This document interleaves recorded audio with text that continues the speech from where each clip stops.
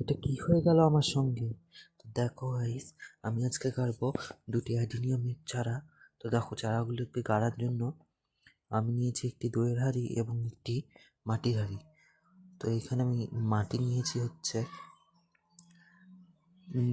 40% মাটি, 40% vermi compost এবং 20% বালি, লাল বালি।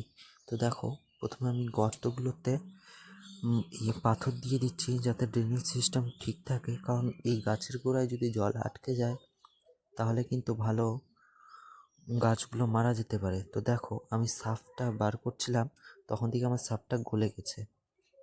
তো এখন আমি সাফ ফাঙ্গিসাইডটা গাছের গোড়ায় লাগিয়ে দিচ্ছি। এখন আমি মাটিতে গাছগুলি লাগিয়ে দিলাম। তো দেখো কিভাবে লাগাচ্ছি, এবং ভালো লাগলে লাইক, কমেন্ট এবং সাবস্ক্রাইব করে দাও। আর দেখো, এবার আমি তোমাদের জল দিয়ে দেখাবো যে কেমন হলো, আমার ড্রেনেজ সিস্টেমটা কেমন হলো।